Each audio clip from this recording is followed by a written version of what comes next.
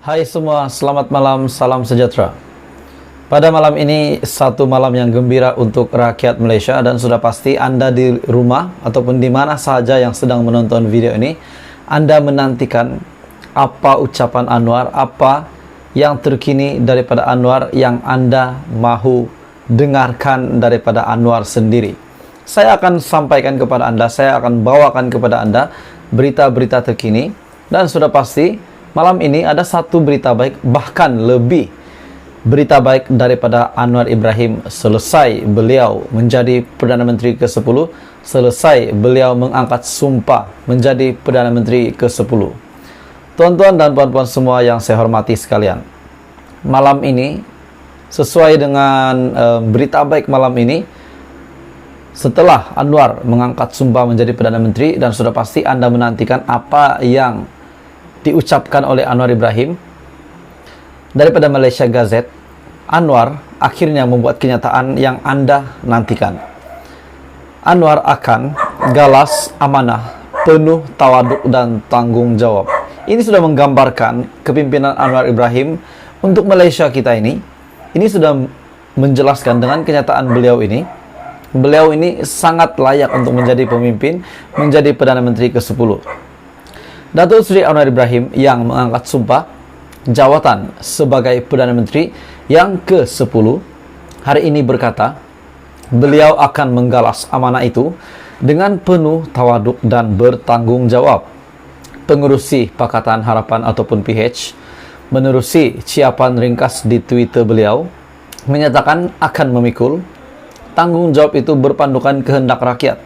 Bermakna Anwar pada malam ini, pada ketika ini akan menjadi pemimpin yang berpandukan rakyat, berpandukan kehendak rakyat.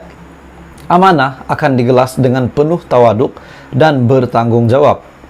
Tugas berat ini akan saya pikul berpandukan kehendak dan nurani rakyat bersama pasukan, kata Anwar Ibrahim. Anwar yang berusia 75 hari ini telah mengangkat sumpah jawatan sebagai Perdana Menteri ke-10 di hadapan Yang di-Pertuan Agong Al-Sultan Abdullah Riayatuddin Al-Mustafa Billah Shah. Istiadat pengurniaan surat cara pelantikan dan mengangkat sumpah jawatan dan setia serta sumpah simpan rahsia sebagai Perdana Menteri ke-10 berlangsung di Dewan Singgasana Kecil Istana Negara pada pukul 5.06 petang.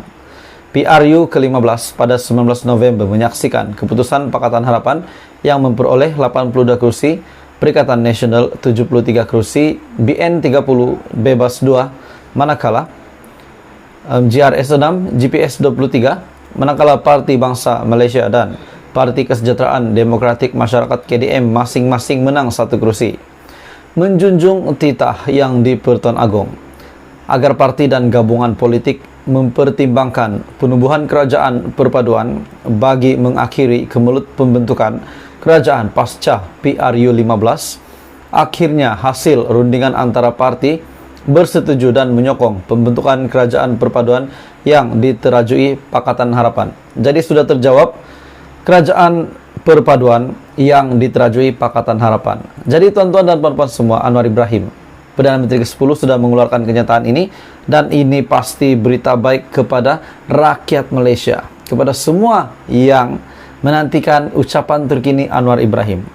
Selain daripada itu, saya juga ingin berkongsi dengan Anda satu lagi kenyataan menarik, berita menarik malam ini yang diterima Anwar Ibrahim, dan ini pasti menggembirakan seluruh keluarga Anwar Ibrahim dan juga kediaman Anwar Ibrahim, sekaligus mengejutkan Muhyiddin sendiri.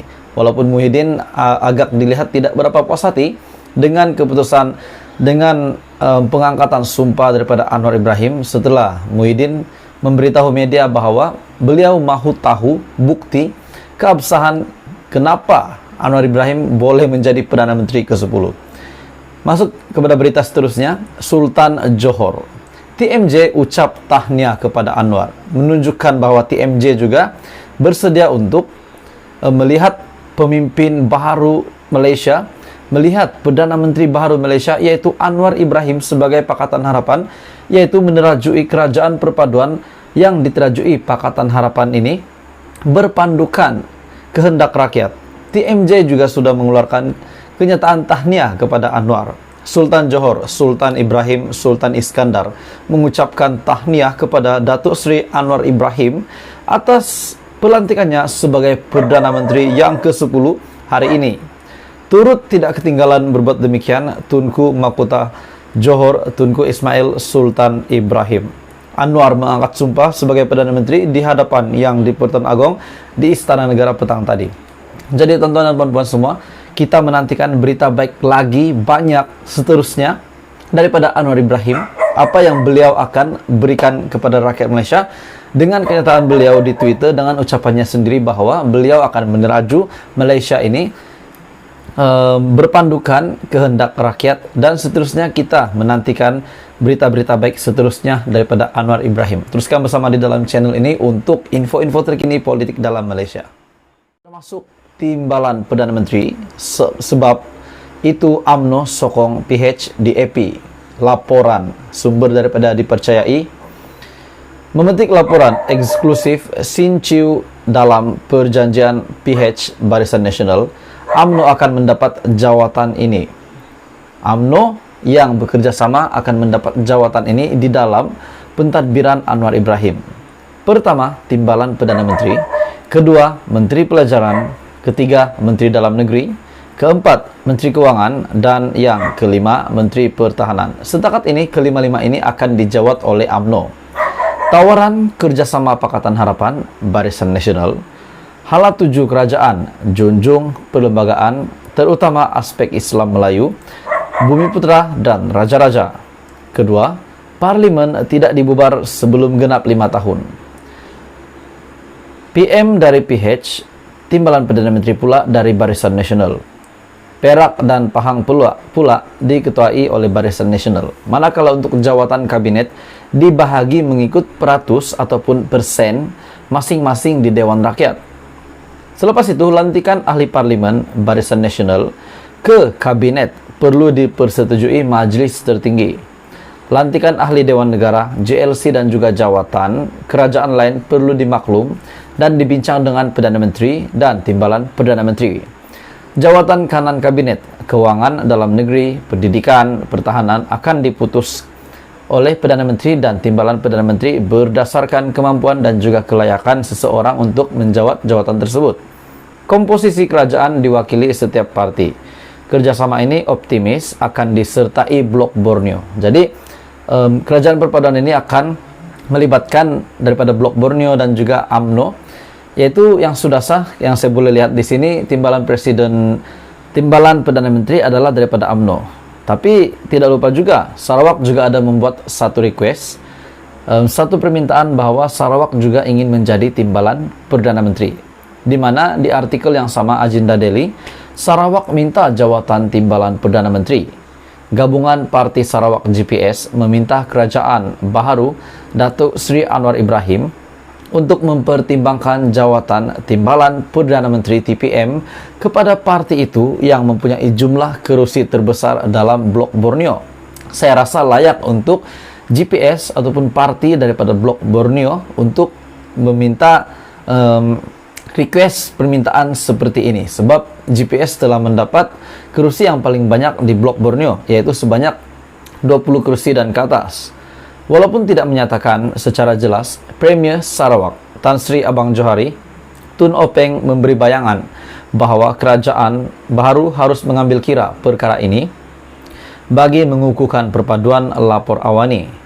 Harus diingat, GPS merupakan blok terbesar dengan 23 ahli parlimen.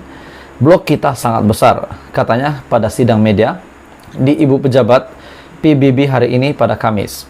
GPS yang menguasai 23 daripada 56 kerusi yang dipertandingkan di Borneo. Jadi tonton dan puan semua, kita dapat melihat untuk BN UMNO 5 jawatan termasuk timbalan Perdana Menteri adalah antara sebab UMNO menyokong Pakatan Harapan di EP sekaligus menyokong Anwar Ibrahim. Manakala dengan kenyataan daripada GPS, Sarawak meminta jawatan timbalan Perdana Menteri, adakah ini akan ditunaikan? Tapi kita menantikan berita-berita terkini daripada Anwar Ibrahim, daripada Kerajaan Perpaduan Baharu yang berpandukan kehendak rakyat. Jadi tuan-tuan dan puan-puan semua, teruskan bersama di dalam channel ini untuk info terkini politik di Malaysia.